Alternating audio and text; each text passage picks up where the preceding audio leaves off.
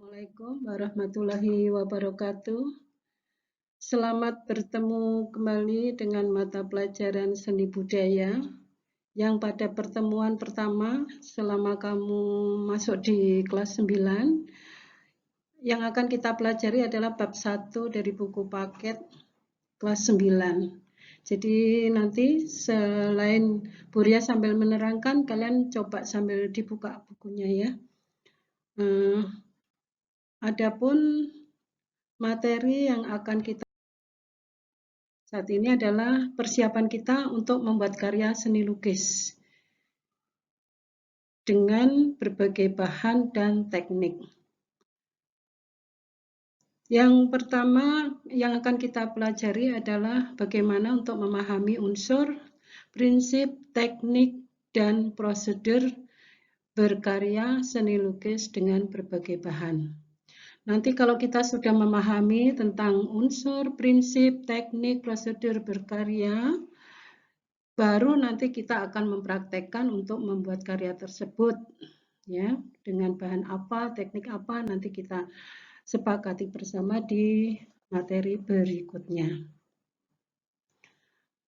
Sedangkan sebelum mempelajari tentang unsur dan sebagainya, mari kita merefleksi kembali apa itu seni lukis.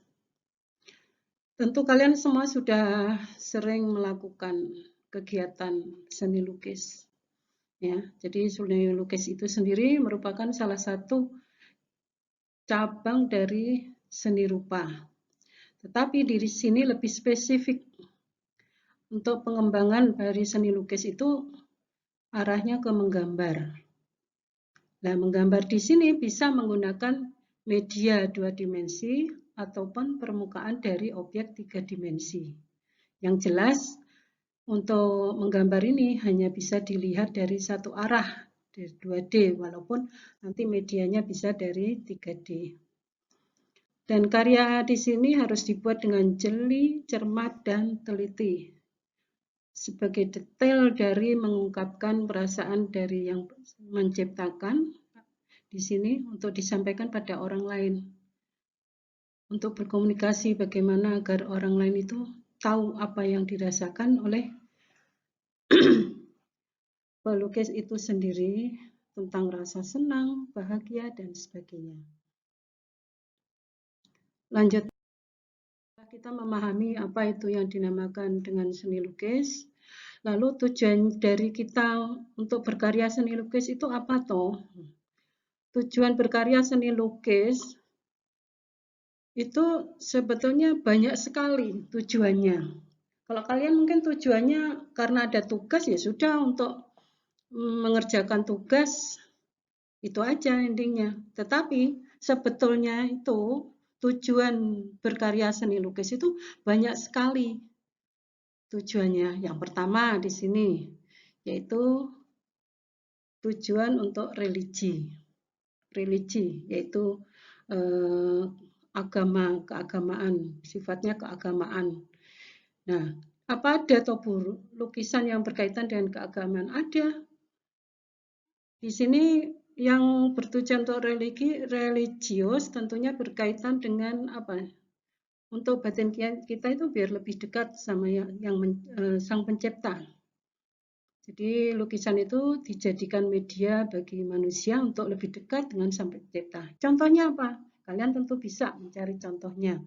Dan harus bisa mencari contohnya nanti untuk di saat ada ulangan harian, kalian harus sudah menyiapkan beberapa contoh dari macam-macam tujuan berkarya seni lukis. Ya, contohnya lukisan Ka'bah atau lukisan Masjid Madinah dan lain sebagainya itu juga salah satu dari contoh yang di sini adalah tujuannya untuk religi. Yang kedua, untuk estetis atau untuk keindahan. Di sini lukisan itu dibuat hanya untuk mengutamakan rasa indah saja, tidak memikirkan yang lain. Tujuannya untuk apa? Menunjang dari suatu dekorasi, contohnya misalkan dekorasi pelaminan atau apa yang terkadang ada di sana ditampilkan sebuah lukisan. Nah, itu untuk menunjang seperti itu. Selain itu nanti cari contohnya yang lain ya. Yang ketiga, simbolis. Tujuan simbolis di sini lukisan itu dibuat untuk melambangkan suatu misi. Misi dari dirinya sendiri maupun misi dari suatu kelompok. Pasti kalian sudah pernah membuat apa ya? Lukisan berupa simbolis walaupun hanya satu lukisan saja. Apalagi kalian sebagai anak muda lagi apa ya, punya rasa apa gitu. Kamu pasti pernah melambangkan sesuatu yang ada pada dirimu, hatimu yang kamu tujukan ke orang lain. Dan itu untuk kebutuhan pribadi, simbolis dari diri satu orang. Tapi kalau untuk kelompok, itu biasanya merupakan suatu lambang dari kelompok itu hanya salah satu contoh ya, simbolis. Jadi orang tahu kalau oh itu simbolnya oh dari kelompok mana.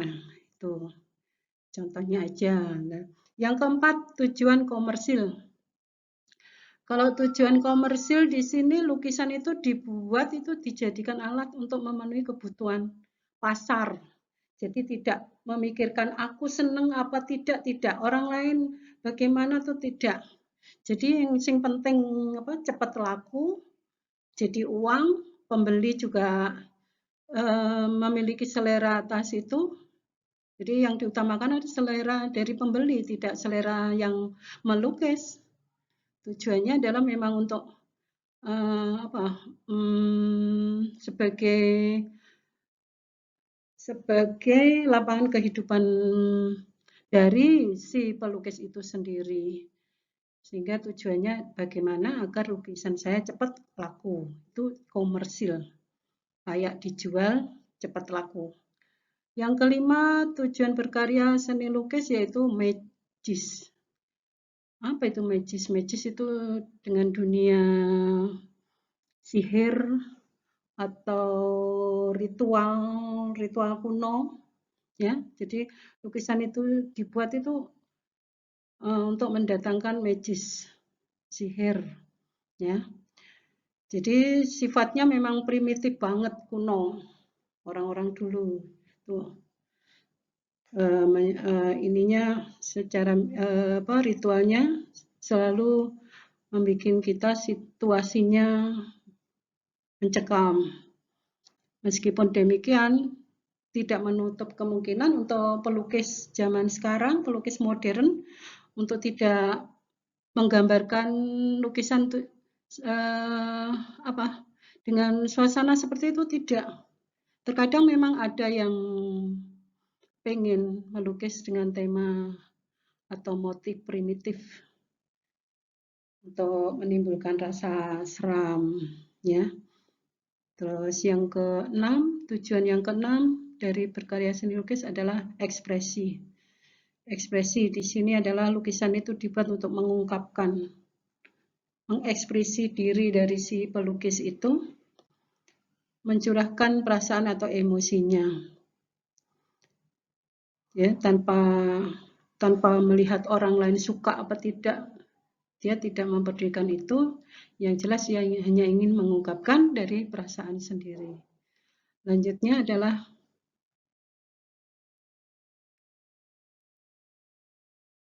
tema dalam berkarya seni lukis. Jadi di sini sebelum kalian mempraktekkan untuk melukis kan harus memikirkan tema apa ya yang akan saya jadikan objek gambar saya. Pasti memikirkan itu, ya. Untuk tema atau sebagai gagasan ide yang akan kita tuangkan dalam bentuk karya, entah itu medianya 2D, entah 3D, ya. Pasti akan menentukan temanya terlebih dulu untuk sebelum memulai membuat karya. Jadi apa untuk memahami tujuan dari karya itu dibuat. Tema di sini ada kalanya adalah tema yang dibuat ada dirinya sendiri, terkadang orang lain, atau alam sekitar kita, atau kita lagi pergi kemana itu merekam dari apa yang kita lihat, atau aktivitas dari kehidupan yang kita lihat. Terkadang di dalam rumah sendiri bisa dijadikan objek, apalagi di luar sana. Tentu banyak sekali yang bisa dijadikan objek sebagai tema dari gambar kita. Terkadang bahkan di luar apa yang kita lihat ya, dari dunia khayal kita. Jadi yang tidak ada di depan mata kita, tapi kita bisa mewujudkan sebagai tema lukisan kita, yaitu sebagai idenya berarti dari alam khayalan kita. Lanjutnya yaitu teknik. Diperhatikan ya untuk teknik seni lukis di sini. Banyak sekali teknik yang bisa kita gunakan untuk membuat suatu karya seni lukis. Sebelum kamu menentukan menggunakan teknik yang mana, alangkah baiknya kalian memahami dulu satu persatu dari macam-macam teknik ini ya. Yang pertama yaitu teknik akuarel. Aqua itu di sini berarti air. Kandungan pewarna yang kita gunakan lebih banyak airnya daripada pewarna itu sendiri. Sehingga pada hasil karya lukisan kita nanti warnanya hanya terlihat transparan, tapi mengarah kepada objek ataupun tema gambar itu sendiri. Jadi teknik akuarel itu teknik yang menggunakan cat air, ya, cat air dengan sapuan warnanya itu tipis, tidak banyak ngeblok kental itu tidak, jadi lebih banyak kandungan airnya daripada catnya, sehingga bila kita sapukan itu akan kesannya itu akan tipis, ya. Jadi kesan gambar transparan ya. Yang kedua adalah teknik plakat. Ini lawannya dari akuarel. Pada teknik plakat di sini sama menggunakan cat air juga. Ya, bisa juga cat minyak atau cat akrilik juga bisa. Yang membedakan di sini selain pewarnanya lebih banyak daripada kandungan air sehingga kental di situ, sehingga bila kita sapukan ke media gambar kita, kesannya akan tebal dan komposisinya akan memberi kesan tuh lebih berwarna, lebih pekat karena warnanya lebih pekat sehingga kesannya lebih berwarna. Paduan warnanya lebih kelihatan jelas ya. Terus yang ketiga, teknik spray. Apa itu teknik spray? Yaitu teknik di mana menggunakan cara menyemprotkan cat pada medianya. Biasanya di sini digunakan itu dengan media tembok dinding, grafiti ya. Itu biasanya yang biasa menggunakan dengan teknik spray, semprot. Dengan teknik ini lukisan yang dihasilkan lebih halus karena kan pemberian warna itu tidak dari langsung ke medianya, ada jarak untuk memberikan pewarnaan itu, yaitu dengan menyemprotkan tadi. Sehingga lukisan yang dihasilkan selain lebih halus, tampak lebih visual. Kalau kalian pernah melihat atau jalan di jalan-jalan raya Kota Nganjuk tuh setiap dindingnya itu sudah penuh dengan grafiti ya, itu pun juga hasil karya dari kakak-kakak kelas kalian yang dulu selalu ada lomba grafiti di setiap event dan kita selalu ikut. Alhamdulillah sering dapat juara juga, baik di ulang tahun sekolah-sekolah atau di event umum. Kita selalu menang, gak menang ikut. Karena apa? Dari pengalaman itulah yang membuat kita menjadi menang. Yang berikutnya adalah teknik pointillis. Teknik pointillis di sini menggunakan teknik titik-titik. Dari seluruh permukaan yang ada di media tidak ada sapuan pewarna apapun tidak ada, semuanya itu tekniknya dengan titik-titik. Nah, di sini untuk mengetahui tema ataupun objek gambarnya itu terletak pada tebal tipis dari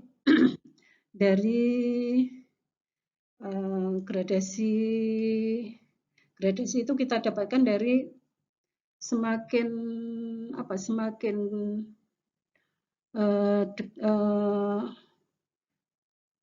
semakin mendekat ataupun semakin menjauh dari titik-titik tersebut.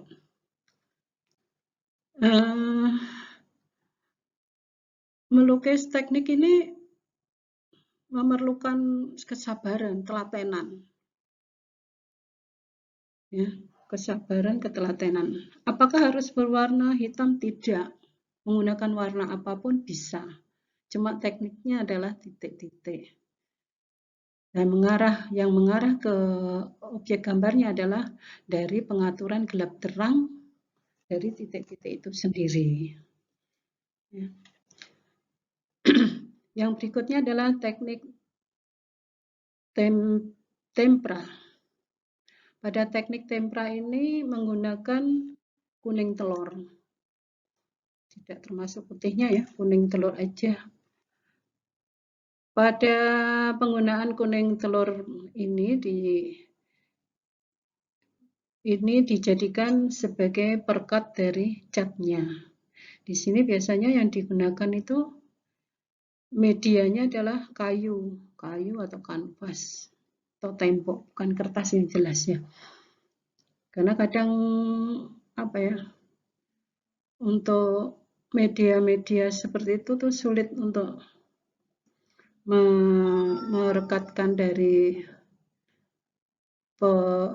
pewarna, walaupun itu misalkan kita mau di dinding kayu menggunakan cat kayu, terkadang masih membutuhkan perekat lagi.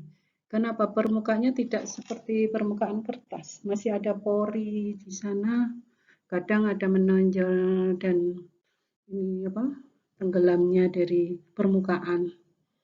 Jadi perlu dibantu di sini menggunakan teknik tempera, yaitu menggunakan kuning telur yang dijadikan sebagai perekat dari cat. Ya. Berikutnya yaitu teknik basah. Nanti ada teknik kering. Kalau teknik basah itu yang bagaimana? Teknik basah itu penggunaan atau cara mencampurkan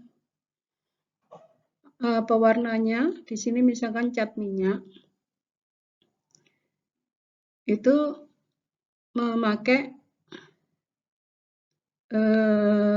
oil, jadi campuran cairan.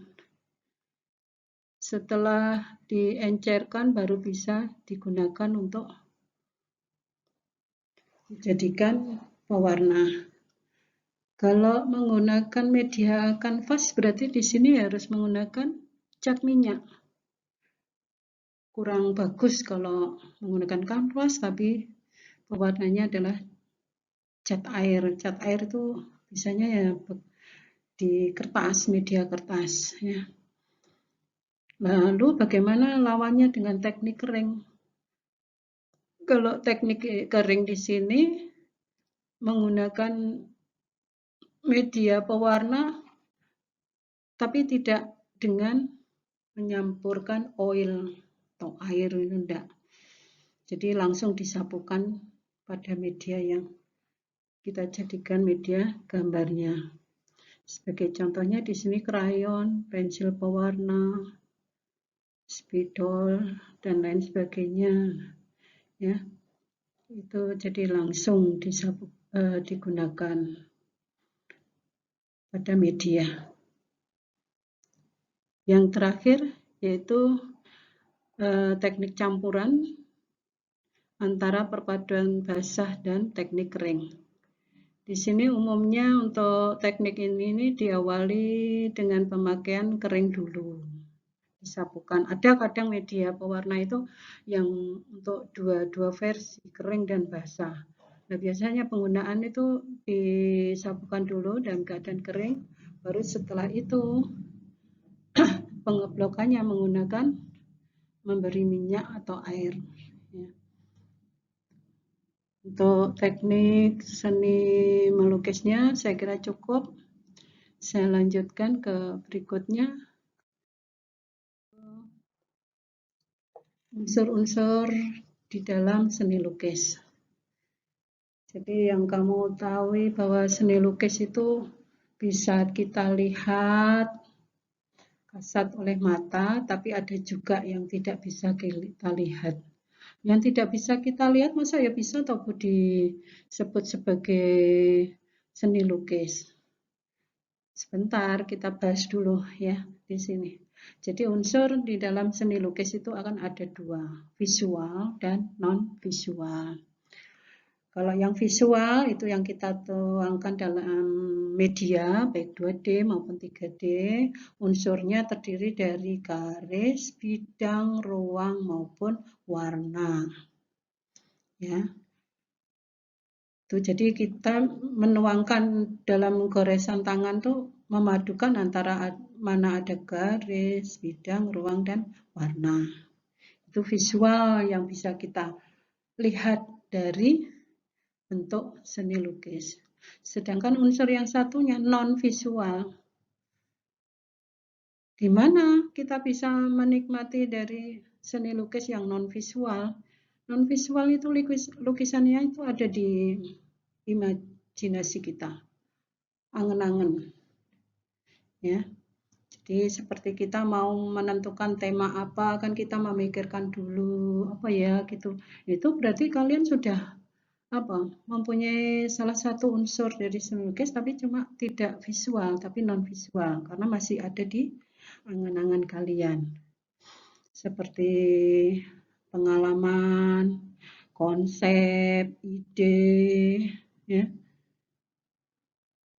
Itu adalah bentuk-bentuk atau unsur-unsur dari seni lukis non visual. Lanjutnya, alat dan bahan seni lukis. Kalau alatnya pasti kalian semua sudah pernah memegang, mempunyai pengalaman pada semua alat seni lukis. Antara lain ada kuas, alat pembersih, palet, pisau, easel, ya. Itu kalau itu semua tuh alat-alat yang yang medianya mestinya pakai kanvas, ya. Ada juga kalau kita menggunakan media kertas, alatnya yang tentunya lebih sederhana lagi, kita juga sering menggunakan antara mungkin ada pensil, penghapus, ya, terus penggaris, dan lain sebagainya. Itu kalau medianya yang di kertas. Nah, kalau bahan itu antara lain satu media pewarna. Kalau di kanvas ya cat minyak, bisa juga menggunakan akrilik dan lain sebagainya, cat tekstil, ya. Tapi kalau misalkan media lukis kita itu kertas, bisa juga cat air, krayon, tinta bak juga bisa, spidol, lalu cat poster, dan lain sebagainya. Semua yang ada di depan kita itu kalau mengandung warna kadang bisa kita jadikan sebagai bahan pewarna. Bahan dari alam pun juga bisa kita gunakan. Nanti kalau misalkan kita praktek langsung bisa mengambil bahan dari alam. Kita menggunakan media apa? Dari tekstil, baru menggunakan bahan pewarna dari alam. Demikian Cah yang bisa Bu Ria sampaikan ke kalian untuk kali ini, yaitu pemahaman sebelum kita berkarya seni lukis. Apabila ada yang kurang dan belum jelas dari yang Bu Ria sampaikan, silahkan kalian membaca bab 1 dari buku paket yang sudah kalian terima kemarin, buku paket Seni Budaya kelas 9. Di sini yang perlu kamu perhatikan juga yaitu tugas dari setelah kita dari Bu Ria sampaikan tadi, tugasnya ya. Saya beri waktu berapa ya? Sebelum ke pembelajaran berikutnya harus sudah terkumpul semuanya. Dari kelas A, B, nanti tugas dikumpulkan ke Bu Nurgati, sedangkan kelas C sampai dengan I nanti ke Bu Ria. Ya, untuk pengerjaannya nanti kamu siapkan 1 lembar kertas double folio. Lalu di atasnya, di bawahnya judul, kamu beri nama, kelas, dan nomor absen. Harus diletakkan di sana. Ya, tidak boleh di belakangnya atau di sisi manapun, tapi diletakkan di bawahnya judul untuk identitas kalian. Terus tidak boleh pakai pensil ya untuk menuliskan identitas, boleh spidol. Terus setelah itu nanti kamu dari double folio kertas tersebut kamu buka buat kolom, contohnya nanti ada di bawah. Nah, apa yang ditampilkan pada kertas tugas tersebut? Setelah kamu nanti membuat kolom seperti di contoh bawah nanti, yang perlu kamu ketahui nanti di sini kamu mencari gambar dari browsing. Nah, setelah mencari gambar dari browsing, kamu print semua tuh harus berwarna ya, enggak boleh berupa fotokopi, harus berwarna. Setelah itu nanti gunting sesuai gambar yang kamu ambil, lalu ditempelkan pada kolom gambar. Jadi kamu mencari 5 gambar itu tidak boleh sama untuk tekniknya, harus berlainan. Dari beberapa teknik tadi kan sudah Bu Ria sampaikan. Ada berapa teknik tadi. Nah, kamu ambil satu-satu dari macam-macam teknik yang sudah disampaikan sebelumnya tadi. Satu gambar mewakili satu teknik. Lalu di sana kamu tempelkan pada kolom gambar. Ya. Kalau sudah nanti kamu kerjakan untuk kolom berikutnya. Sudah jelas nanti soalnya. Ya. Terus teknik pengumpulan tugasnya nanti pertama-tama nanti kamu foto dulu kalau pekerjaanmu sudah selesai. Pekerjaan sudah selesai, difoto, kirim japri ke nomor Bu Ria.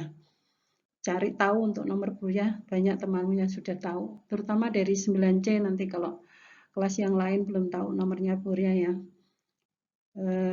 Setelah dikirim japri berupa foto dari tugasmu tersebut, simpan dulu, begitu nanti ada jadwal pengumpulan tugas, baru dibawa dikumpulkan. Jadi di sini nanti ada penilaian kesigapan, yaitu kamu memperhatikan dari tugas segera mengerjakan dan mengumpulkan berupa laporan. Yang kedua adalah berupa realnya yang kamu kumpulkan, nanti ada jadwal pengumpulan tugasnya. Ya, ini contohnya untuk gambar tugasnya ya. Di atas diberi judul hasil pengamatan 5 contoh lukisan. Nih di sini nanti tempel di sini. Tentunya tidak sesempit ini ya nanti tempatnya. Dari double folio itu bisa kamu manfaatkan semaksimal mungkin, sebersih mungkin, serapih mungkin untuk mengerjakannya. Ya, dari 5 gambar yang ditampilkan nomor 1 sampai 5 di sini tidak boleh sama. Tidak boleh sama dalam hal apanya, Bu? Dalam hal teknik melukisnya. Kalau sudah tidak sama antara teknik melukis, tentunya di medianya juga sudah berbeda. Kalau tema mungkin masih bisa sama podo itu masih bisa, tapi di dua ini media maupun tekniknya tentu ada pembedaan. Ya. Bila ada yang belum jelas, silahkan sambil buka buku paket atau bertanya langsung juga bisa. Sampai di sini dulu untuk pertemuan kali ini. Setelahnya ini mungkin sebagai persiapan adalah selain kamu mengumpulkan tugas, berikutnya di pertemuan kita berikutnya nanti akan kita lanjutkan ke praktek untuk membuat karya lukisan. Sampai di sini dulu, Cah. Wassalamualaikum warahmatullahi wabarakatuh. Jaga kesehatan, tetap semangat. Dah.